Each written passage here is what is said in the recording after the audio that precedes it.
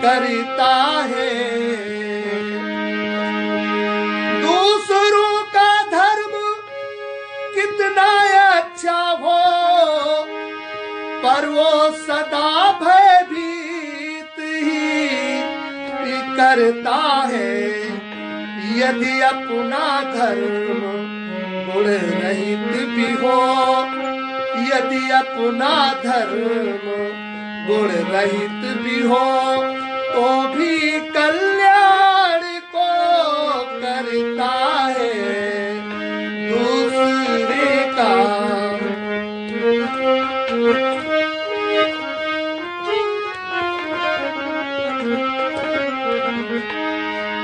दूसरे का धर्म कितना भी अच्छा हो, परंतु वो सदा भयभीत ही करता, क्योंकि दूसरे का धर्म जो होता है वो अपने लिए हानिकर होता है। वैसी हानिकर होता है, अगर दूसरे के धर्म को धारण करके प्राणी चलता है तो वैसी स्थिति होती है। दो गधा जा रहे थे, दोनों गधा के ऊपर बोझा लदा था। एक के ऊपर नमक लदा था, एक के ऊपर कपास लदा था। तो जो नमक वाला बोरा था जिस गधे के ऊपर, उसने जलाशय देखा और जलाशय में प्रवेश कर गया और एक डुबकी लगाई तो आधा रह गया नमक, दूसरी डुबकी लगाई तो पूरा नमक खत्म। अब जब वहां से लौट करके आया गधा कपास वाले के पास, उसने कहा, भाई तुमने तो अपना बोझा खत्म कर दिया। बोले बिल्कुल। बोले कहां पर खत्म किया, कैसे हुआ? बोले बस 2 डुबकी लगाई जल में। तो उस गधे ने जरा से भी विचार नहीं किया और वो भी छलांग लगा दिया उसी जलाशय में। और जो ही जल में वो प्रवेश किया, एक डुबकी लगाई तो जो पहले 50 किलो था कपास, तो वो हो गया 1 कुंटल। और जब दूसरी डुबकी लगाई तो उससे निकलना भी मुश्किल हो गया। तो उसने विचार नहीं किया दूसरे के धर्म को, वो जैसा वो किया वैसा वो भी करने लगा। अब उसने नहीं विचार किया कि मेरे ऊपर लदा क्या है, बोझा कौन सा है। अगर उसको कहीं ये ज्ञात हो जाता कि कपास लदा है तो वो तुरंत अग्नि का प्रयोग करता, अग्नि में जाकर के डाल देता, तो उसका खत्म कहानी हो जाता। तो इसी प्रकार से ये जीवन में ये प्राणी को है। जब प्राणी अपने जीवन में अपने धर्म को, मेरा क्या कर्तव्य है, मेरा क्या धर्म है, उस धर्म को वही प्राणी जानता है। और जब वो दूसरे के धर्म को धारण करता है तो वो प्राणी कष्ट का भागी बन जाता है। और इसी को वेदांत में कहा जाता है कि दूसरे का धर्म का मतलब क्या है? इंद्रियों के धर्म। हम जब इंद्रियों के धर्म को अपना मान लेते हैं, इंद्रियों के धर्म के आधार पर चलने लगते हैं, तो फिर हमको भयदायक हो जाएगा। क्यों? क्योंकि इंद्रियों के जितने सुख हैं वो कभी सुखदायक होंगे तो कभी दुखदायक होंगे। तो कभी छूटने का दुख होगा तो कभी नष्ट होने का दुख होगा। तो कहते हैं कि इंद्रियों के धर्म को अपना धर्म ना मान करके, यानी अपने आप को स्वयं सच्चिदानंद जाने कि मेरा स्वरूप सच्चिदानंदमय स्वरूप है, ये विषय मेरे विषय नहीं है, मैं इन सबको भोगने वाला नहीं हूं। ये तो इंद्रियां जो है अपने अपने सुखों में, अपने अपने यानी विषय में अपने अपने विषय को भोग रही हैं। मैं अकर्ता हूं, अविनाशी हूं, मेरा जो है कभी जन्म नहीं होता, मेरा कभी मरण नहीं होता, ना मैं इन सभी विषयों को भोगता हूं और ना ही इनसे मुझे कोई लेना देना। आत्म तत्व का जो ज्ञान है वो इन सब विषयों से उपरति की ओर ले जाता है। और जब प्राणी इन्हीं इंद्रियों के धर्म को अपना धर्म मान लेता है तो उसको भय का कारण बन जाता है। अर्जुन जब सुना भगवान के शब्द तो अर्जुन को एक बात मन में आ गया कि भगवान ने बात तो बहुत अच्छी बताई है, लेकिन ये प्राणी पापों को न करता हुआ फिर किससे पाप करने लगता है? जब इंद्रियां जो है, इंद्रियों के कार्य होते हैं शरीर से, तो ये प्राणी स्वयं क्यों पापी बन जाता है, स्वयं इसको पाप क्यों लगता है? बड़ी अद्भुत, बहुत विचारणीय प्रश्न किया है अर्जुन। अर्जुन भगवान श्री कृष्ण से कहते हैं, अर्जुन बोले तब है केशव, नर कैसे प्रेरित होता है।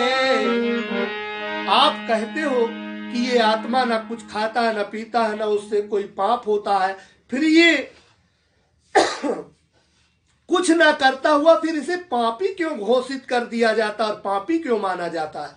तो उसके विषय में पूछ रहे भगवान श्री कृष्ण से। अर्जुन बोले तब है केशव, नर कैसे प्रेरित होता है। वह स्वयं पाप ना करता भी, वह स्वयं पाप ना करता भी, फिर किससे पापी होता है।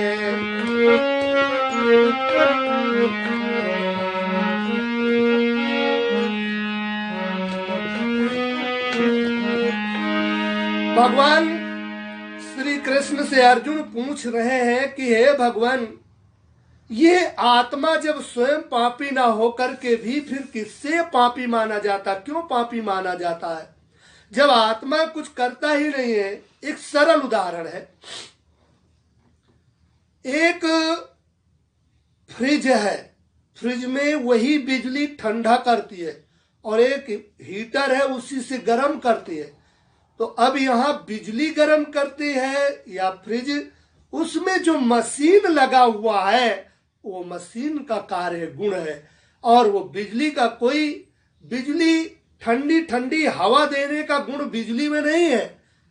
बिजली तो, लाइट तो सिर्फ उन यंत्रों को चला रही, वही लाइट को यदि उसमें बल्ब में लगा दिया जाएगा तो प्रकाश देगी, और पंखे में लगा दिया जाएगा तो हवा देगी, और फ्रिज में लगा दिया जाएगा तो उसे ठंडा करेगी, हीटर में लगा दिया जाएगा तो उसको गर्म करेगी। जितने भी कार्य हैं वो कार्य सब बिजली के द्वारा हो रहे, परंतु जो कार्य हो रहा है वो बिजली का नहीं है, वो यंत्र का कार्य है। जो कार्य हो रहा है वो यंत्र का काम है, और जिसके द्वारा, जिसकी सत्ता से हो रहा वो बिजली का है। इसी तरह आत्मा का कार्य, आत्मा का कार्य केवल सत्ता देना है शरीर को, और शरीर में जितने कार्य हो रहे हैं वो आत्मा का कार्य नहीं है। तो फिर इसमें बड़े आश्चर्य की बात पड़ जाती है। प्रश्न उदय होते हैं कि आत्मा जब कुछ करता नहीं है, आत्मा से कोई पाप नहीं होता है, और शरीर जड़ है, तो इसे पापी कौन होता है? तो उसके विषय में अर्जुन भगवान श्री कृष्ण से पूछा, तो भगवान श्री कृष्ण बड़े विस्तार पूर्वक बतलाते हैं कि हे अर्जुन, रजोगुण से उत्पन्न,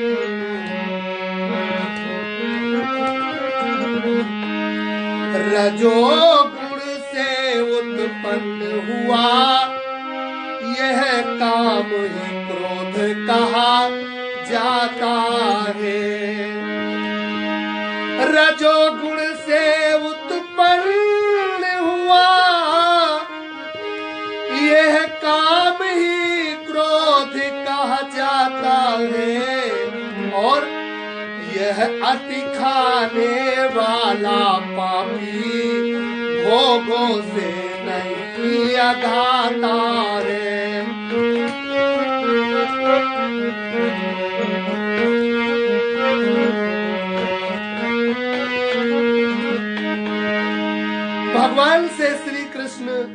भगवान श्री कृष्ण अर्जुन से कहते हैं कि ये अर्जुन, ये जो पाप होता है किसके कारण होता है? ये इसलिए होता है कि यही जो प्राणी है जब इच्छाओं को धारण करने लगता है तो मनो, यानी जब उसके वही परम सत्य स्वरूप आत्मा, जब वो कुछ संकल्प विकल्प करता है तो उसका मनोभाव हो जाता है। मन यानी मन स्थिति होती है, चार अंतःकरण होते हैं, उनमें चारों बदलते रहते हैं, चित्त, मन, बुद्धि, अहंकार। चित्त का रूप क्या है? जब कोई चिंतन करता है किसी को, ये चित्त का रूप हो गया।